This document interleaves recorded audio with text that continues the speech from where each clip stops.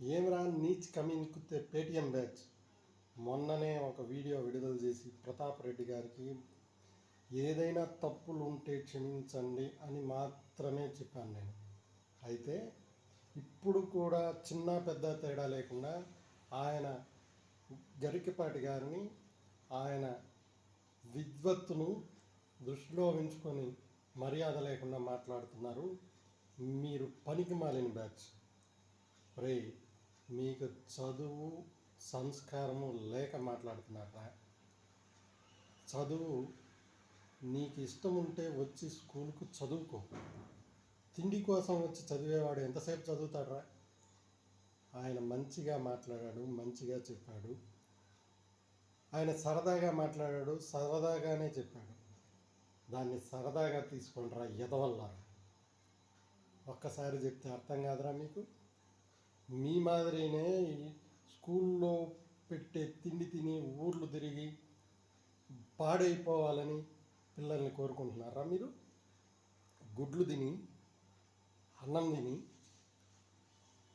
చదవకుండా ఊరి మీద బలాదూరు తిరిగి ప్రజెంట్ వేయించుకొని పిల్లల్ని పాడైపోమని మీరు కోరుకుంటున్నారా?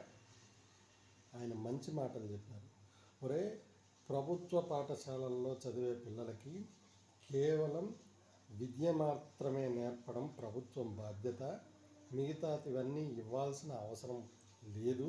కానీ పేద పిల్లలు కాబట్టి వాళ్లకు కావాల్సినటివి ప్రభుత్వం విచక్షణ ఆలోచనతో మధ్యాహ్న భోజన పథకాన్ని తెచ్చి వాటిని పెట్టింది. దాన్ని అనుకూలంగా మార్చుకొని చదివి మీరు వృద్ధిలోకి రండి అని చెప్పి పిల్లలకు బోధన చేశారా? దాన్ని కూడా తప్పు పడతారా? పేటిఎం బ్యాచ్ బుద్ధి జ్ఞానం ఉందా? ఒక్కసారి మీ మనసు పెట్టి ఆలోచించండి. అంటే మొన్న ప్రతాప్ రెడ్డి గారు చెప్పారు, గత ప్రభుత్వంలో ప్రవేశపెట్టాము అని. అంటే ఆ పేరు నిలబెట్టుకోవడానికి లేదా ఆ గుడ్లు లెక్క పెట్టుకోవడానికి దానికి కొన్ని లక్షల రూపాయల జీతాలు తీసుకొని దాన్ని కొన్ని ఆమ్యామ్యాలు చేసుకొని బతికేద్దాం అనుకుంటున్నారా? అది పెట్టితే తినేది కాదురా. మీరు ఆలోచించండి. మీరే ఒక్కసారి విద్య లేనివాడు ప్రపంచంలో రాణిస్తాడా, రాణించడా? ఒకసారి మీ మెదడును పెట్టి ఆలోచించండి రా.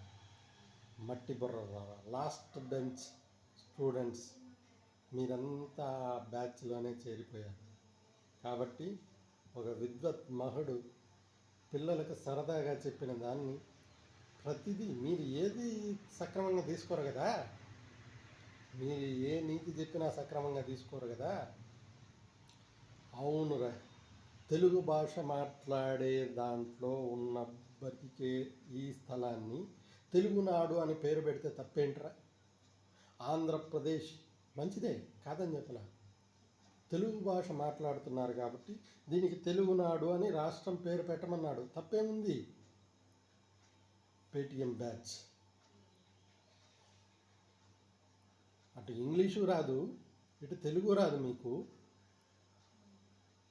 రూపాయి అర్ధ రూపాయికి వీడియోలు చేసుకుంటూ బతికేవాళ్ళు మీరు గరికపాటి గారిని విమర్శించేంత టోళ్ళ మీరు మీ బతుకులు.